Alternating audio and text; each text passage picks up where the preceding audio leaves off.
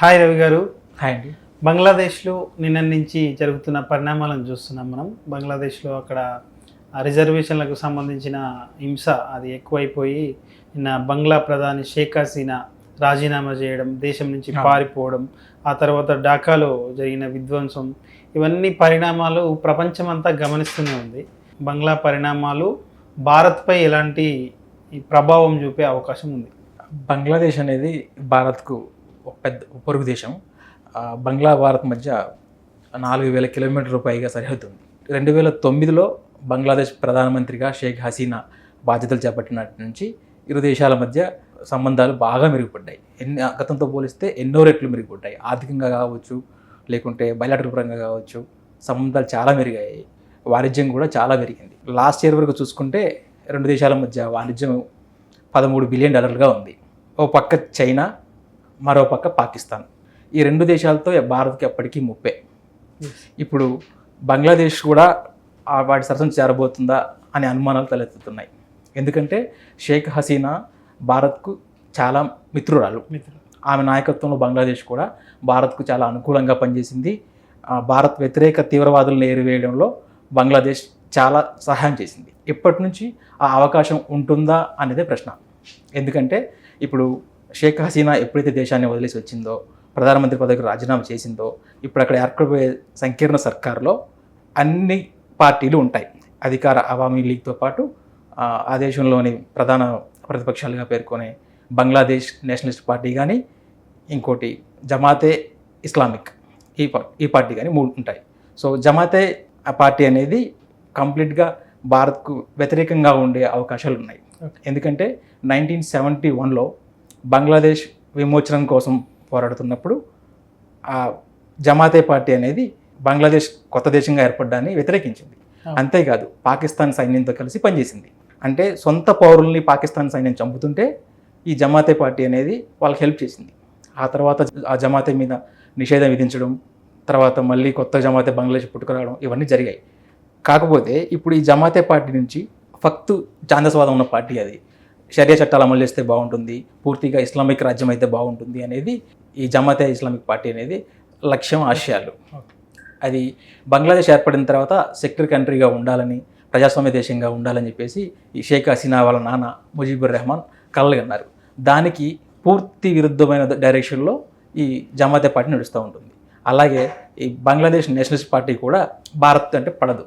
గతంలో ఆ బిఎన్పి అంటారు దాన్ని, ఆ పార్టీని.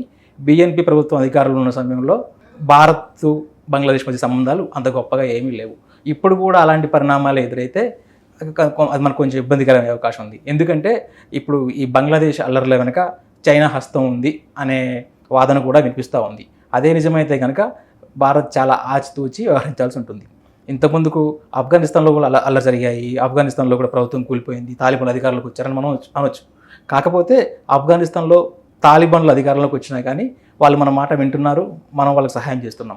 ఇప్పుడు బంగ్లాదేశ్ విషయానికి వస్తే 15 ఏళ్ళుగా హసీనా అధికారంలో ఉన్నారు. ఆ ప్రతిపక్షాలతో భారత ప్రభుత్వానికి కానీ భారత అధికారులకు కానీ అంతగా సంబంధాలు ఉండే అవకాశాలు లేదు. ఇలాంటి పరిస్థితుల్లో భారత్ వాటిని ఎలా డీల్ చేస్తుంది అనేది ముఖ్యం. అది కాకుండా ఈశాన్య భారతదేశానికి కనెక్టివిటీ ఇంప్రూవ్మెంట్ కోసం భారత్ బంగ్లాదేశ్తో అనేక ఒప్పందాలు చేసుకుంది. పోర్టుల విషయంలో కావచ్చు, రైలు ప్రాజెక్టుల విషయంలో కావచ్చు, చాలా ఒప్పందాలు చేసుకుంది. ఇవి ఆల్రెడీ రైలు ప్రాజెక్టులు నడుస్తున్నాయి, రోడ్లు కూడా కనెక్టివిటీ అవుతున్నాయి. ఇవి కంటిన్యూ అవుతాయా లేదా అనేది ముఖ్యం. ఇంకో విషయం ఏంటంటే 2023 చివరిలో భారత్ బంగ్లాదేశ్ ఏమనుకున్నాయంటే ఇరు దేశాల మధ్య స్వేచ్ఛా వాణిజ్య ఒప్పందం చేసుకుందామని భావించాయి. ఈ స్వేచ్ఛా వాణిజ్య ఒప్పందం ఇప్పుడు దాని పనులు జరుగుతున్నాయి, చర్చలు జరుగుతున్నాయి దేశాల మధ్య. ఈ ఒప్పందం కూడా అమలవుతుందా లేదా అనేది డైలమాలో ఉంది. ఇవన్నీ పరిణామాలని అసలు బంగ్లాదేశ్లో జరుగుతున్న ప్రతి పరిణామం భారత్ మీద ఇంపాక్ట్ చూపించే అవకాశం ఉంది. అదే సమయంలో అతిపెద్ద సమస్య ఏంటంటే వలసలు. బంగ్లాదేశ్లో స్థిరమైన ప్రభుత్వం ఉండి అభివృద్ధి ఇంతకుముందు కొనసాగితే మనకు వలసలు తక్కువగా ఉంటాయి. ఎప్పుడైతే బంగ్లాదేశ్లో పరిస్థితులు అంత బాగోవో ఆటోమేటిక్గా బంగ్లాదేశ్ నుంచి భారత్ వచ్చే వలసలు పెరిగిపోతాయి. ఈ వలసలు సక్రమంగా ఉంటే పర్లేదు, కానీ ఎలా ఉంటే మనకు తెలిసిందే. ఇవన్నీ కూడా భారత్కి ఇబ్బందికరంగా మారుతాయి. అదే సమయంలో భారత్ వ్యతిరేక ఉగ్రవాద సంస్థలు బంగ్లా వేదికగా మళ్ళీ రెచ్చిపోయే అవకాశం ఉంది. అయితే ఇప్పుడు బంగ్లాదేశ్ వాస్తవానికి బంగ్లాదేశ్ స్వాతంత్రంలోనే భారత్ పాత్ర ఉంది. అవును. 1971లో మనం భారత్ కలగజేసుకోవడానికి పాకిస్తాన్ మీద యుద్ధం చేయడమే బంగ్లాదేశ్ గురించి. అవును. అప్పటి నుంచి కూడా బంగ్లాదేశ్కు సహాయకం చేయడంలో కానీ పొరుగు దేశంగా చాలా కంట్రిబ్యూట్ చేసింది భారత్ కూడా. బంగ్లా పౌరుల్లో ఒక రకమైన భారత్ పట్ల ఒక రకమైన ద్వేష భావం అనేది ఇప్పటికీ అలా ఉండడానికి కారణాలు ఎలా ఉండొచ్చు? 1971 మీరు చెప్పినట్టే 1971లో బంగ్లాదేశ్ ఏర్పడడానికి భారత్ చాలా పెద్ద కారణం. ఇదే బంగ్లాదేశ్ గురించి పదేగా అంటే భారత్ వల్లే బంగ్లాదేశ్కి స్వాతంత్రం వచ్చింది అనేది ప్రపంచవ్యాప్తంగా మారుమోవడం కొంతకాలం వరకు ఓకే, కానీ ఆ తర్వాత బంగ్లా వాసుల్లో ఇది వ్యతిరేకతను పెంచింది. భారత్ వల్లే మా దేశం ఏర్పడింది, భారత్ వల్లే మీ దేశం ఏర్పడింది అనే మాట విని వాళ్ళకు విసుగొచ్చింది, ఒక రకమైన కోపం వచ్చింది. అదే సేమ్ టైంలో బంగ్లాదేశ్లో ఉన్న ఇస్లామిక్ వాదులు at the same Awami League అనేది భారత్కు అనుకూలమైన పార్టీ. 1971లో ముజీబ్ రెహమాన్ బంగ్లాదేశ్, 1972లో ఆయన బంగ్లా అధినేత అయ్యారు, షేక్ హసీనా తండ్రి. అప్పటి నుంచి భారత్తో ఆయన సంబంధాలు కొనసాగుతూనే ఉన్నాయి. ఆ పార్టీ కావచ్చు, ఆయన కానీ భారత్ చాలా క్లోజ్గా ఉన్నారు. అప్పుడు భారత్ బంగ్లాదేశ్ మధ్య సంబంధాలు చాలా బాగున్నాయి. అయితే ఈ అవామీ లీగ్ వ్యతిరేకంగా ఉండే పార్టీలు ఉన్నాయి కదా, బంగ్లాదేశ్ నేషనలిస్ట్ పార్టీ కావచ్చు, ఇందాక మీరు చెప్పినట్టు జమాతే ఇస్లామిక్ పార్టీ కావచ్చు, ఈ రెండు పార్టీలు అనేది భారత్కు వ్యతిరేక వైఖరి, అంటే వ్యతిరేకమని మనం చెప్పలేము, కాకపోతే పాకిస్తాన్కి అనుకూల వైఖరి ఉండేది జమాతే పార్టీ. బిఎన్పీ అనేది ఆటోమేటిక్గా అవామీ లీగ్ అనేది భారత్కు అనుకూలంగా ఉంటే ఇంకో పార్టీ ఆటోమేటిక్గా వ్యతిరేకంగా ఉండే అవకాశాలు ఉన్నాయి కదా. దానివల్ల ఇప్పుడు అవామీ లీగ్ అది ఎక్కువ కాలం అధికారంలో ఉండడం వల్ల దానిపై వచ్చే వ్యతిరేకత ఉంటుంది. ఆ వ్యతిరేకత కాస్త భారత వ్యతిరేక వైఖరి తీసుకున్నట్టుగా అయిపోయింది. అందుకే ఆ మధ్య షేక్ హసీనా ఇంట్లో ఆమె నేను భారత్ చీరలు కట్టుకుంటా అన్నా కానీ కూడా దేశవ్యాప్తంగా కొంచెం వ్యతిరేకత కనపడడానికి కారణం ఇవన్నీ కారణాలు అయ్యాయి. తర్వాత ఇంకోటి ఈ రిజర్వేషన్లు, మెయిన్ బంగ్లాలో వచ్చిన లేటెస్ట్ ఈ విధ్వంసానికి అంత కారణం రిజర్వేషన్ల మీద తీసుకున్నటువంటి నిర్ణయాలు. అయితే ఈ రిజర్వేషన్లు ఏంటి, ఇంతకాలం అసలు దీని మీద కొంచెం వివరణ. బంగ్లాదేశ్ ఎలా ఏర్పడిందో మనకు తెలిసిందే. ఫస్ట్ పాకిస్తాన్లో భాగంగా తూర్పు పాకిస్తాన్గా బంగ్లాదేశ్ ఉండేది. ఆ తర్వాత ఎప్పుడైతే పాకిస్తాన్ బలవంతంగా ఉర్దూను రుద్దడానికి ప్రయత్నించిందో ఈ బెంగాలీ వాళ్ళకి నచ్చలేదు, తూర్పు బంగ్లాదేశ్ వాళ్ళకి, తూర్పు పాకిస్తాన్కి నచ్చలేదు. దానివల్ల ఉర్దూను రుద్దడం, మాకు బెంగాలీ ఉంది కదా, బెంగాలీలకు యాక్చువల్గా వాళ్ళ సంస్కృతి అన్న వాళ్ళ భాష అన్న చాలా ఇష్టం. ఆ తర్వాతే మతం వాళ్ళ దృష్టిలో. సో ఇవన్నీ కలగలిసి మా భాషను గుర్తించాలి అని ఫస్ట్ గొడవ చేశారు. దానివల్ల పాకిస్తాన్ ప్రభుత్వం దిగొచ్చేసి బెంగాలీని కూడా అధికార భాషకు గుర్తించింది. ఆ తర్వాత ఈలోపే యాక్చువల్గా తూర్పు పాకిస్తాన్ ఏర్పడడానికి తూర్పు పాకిస్తాన్ జనాభా కొంచెం ఎక్కువ పాకిస్తాన్ కంటే. అయినా సరే ఈ పశ్చిమ పాకిస్తాన్ డామినేషన్ కొనసాగేది. ప్రభుత్వం చేసే స్పెండింగ్ చూస్తే కనుక పశ్చిమ పాకిస్తాన్లో 60% డబ్బులు స్పెండ్ చేస్తే 40% మాత్రమే ఈ ఈస్ట్ పాకిస్తాన్లో స్పెండ్ చేసేవాళ్ళు. ఇలాంటి డిస్క్రిమినేషన్స్ ఉన్నాయి. దీనివల్ల వీళ్ళు పోరాడి బంగ్లాదేశ్ తెచ్చుకున్నారు. దీనికి భారత్ సహకరించింది. 1971లో భారత్ సహాయంతో బంగ్లాదేశ్ ఏర్పడే సంగతి తెలిసిందే. దానికోసం బంగ్లాదేశ్ పౌరులు ఒక పెద్ద యుద్ధం చేయాల్సి వచ్చింది. వాస్తవానికి పాకిస్తాన్ సైన్యం బంగ్లాదేశ్ని విడిపోకుండా చూడడం కోసం చాలా రకాలుగా హింసలు పెట్టింది. వాళ్ళని చాలా వేలాది మంది అని లక్షలాది మంది ఆ మాటకు వస్తే పొట్టను పెట్టుకుంది. ఈ క్రమంలో ఇండియన్ ఆర్మీ ఎంటర్ అయి పాకిస్తాన్ సైన్యం తరిమి కొట్టింది. అయితే బంగ్లాదేశ్ స్వతంత్రం కోసం పోరాడిన వాళ్ళు ఉన్నారు కదా, వాళ్ళని గౌరవించుకోవడం కోసం, వాళ్లకు ఉద్యోగాల్లో ప్రాధాన్యం ఇవ్వడం కోసం ఈ షేక్ హసీనా వాళ్ళ నాన్న ముజీబ్ రెహమాన్ అధికారంలో రాగానే 1972లో బంగ్లాదేశ్ విమోచన కోసం పోరాడే వాళ్లకు 30% రిజర్వేషన్ల కోటాని ప్రవేశపెట్టారు. ఈ కోట చాలా కాలం పాటు కొనసాగుతూ వచ్చింది. అయితే ఎప్పుడైతే దేశంలో యువత జనాభా పెరిగిపోతూ వచ్చిందో, నిరుద్యోగం పెరిగిపోతూ వచ్చిందో, ఈ రిజర్వేషన్ల విషయంలో గొడవలు మొదలయ్యాయి.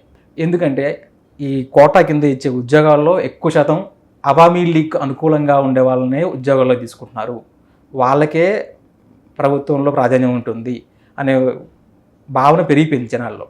ఇది పెరిగిపోయి ఆందోళన దారితీసింది. దీంతో 2018లో ఈ రిజర్వేషన్లు రద్దు చేస్తారని నిర్ణయం తీసుకున్నారు. కానీ వాళ్ళు నిరుద్యోగులు ఉంటారు కదా, అప్పటిదాకా రిజర్వేషన్లు పొందుతూ వచ్చారు కదా, ఆ కుటుంబాలు ఏం చేశాయంటే మేము ఇండిపెండెన్స్ కోసం మా ఫాదర్స్ ఫైట్ చేశారు, మాకు రిజర్వేషన్ కావాల్సిందే, ఉన్న పలంగా మొత్తం ఎత్తేస్తే ఎట్లా అని చెప్పేసి కోర్టుకి వెళ్ళారు. చాలా కాలం పాటు కోర్టులో వాదన జరిగిన తర్వాత ఈ మధ్య కోర్టు ఏం చేసింది, ఆ రిజర్వేషన్లు తీసేయడానికి వీలు లేదు అని చెప్పేసి తీర్పునిచ్చింది. ఈ తీర్పునకు వ్యతిరేకంగా యువత రోడ్ల మీదకి ఎక్కారు. రోడ్ల మీదకి ఎక్కడం వల్ల ఆందోళనలు జరిగాయి. వాటిని చెదరగొట్టడానికి అప్పుడు కోర్టు జోక్యం చేసుకొని ఒక 5% రిజర్వేషన్ తగ్గించింది, కాస్త తగ్గినట్టు అనిపించింది. షేక్ హసీనా ఏం చేశారంటే రిజర్వేషన్లు ఎప్పుడైతే అప్హోల్డ్ చేసిందో కోర్టు, మేము పై కోర్టుకి వెళ్తాము అనే మాట చెప్తే సరిపోయింది. ఈ మాట చెప్పకుండా రిజర్వేషన్లకు అనుకూలంగా మాట్లాడేలాగా ఒక మాటలు మాట్లాడింది. దానివల్ల యువతలో ఆగ్రహం కట్టలు దించుకొని మళ్ళీ రోడ్ల మీదకి వచ్చారు. లేటెస్ట్గా మళ్ళీ రోడ్ల మీదకి వచ్చారు. దాన్ని వ్యతిరేకిస్తూ ఈ అవామీ లీగ్ సపోర్టర్స్ కూడా రోడ్ల మీదకి వచ్చారు. ఇరు వర్గాల మధ్య ఘర్షణలు జరిగాయి, చాలా మంది చనిపోయారు. సైన్యం కూడా ఎంత ప్రయత్నించిన కుదరలేదు. దీనివల్ల చివరకు వాళ్ళ నాన్న తీసుకొచ్చిన రిజర్వేషన్ల కారణంగా ఇప్పుడు షేక్ హసీనా ప్రధానమంత్రి పదవిని వదులుకొని దేశాన్ని 76 ఏళ్ల వయసులో దేశం వదిలి బయటికి రావాల్సి వచ్చింది. అయితే ఇవన్నీ బంగ్లాదేశ్ పరిణామాలు ఇవన్నీ ఇలా ఉంటే ప్రపంచంలో ఎక్కడ ఏం జరిగినా కూడా భారత గొప్పతనం గురించి మళ్ళీ చర్చకు వస్తుంది. మొన్న ఇటీవల శ్రీలంక పరిణామాలు చూసాము, మీరు ఇందాక ప్రస్తావించినప్పుడు ఆఫ్ఘనిస్తాన్ ఎలాగ ఉండేది చూసాము, ఇప్పుడు లేటెస్ట్గా బంగ్లాదేశ్లో. ఇవన్నీ చూస్తుంటే భారత గొప్పదనం అనేది కూడా చర్చకు వస్తుంది.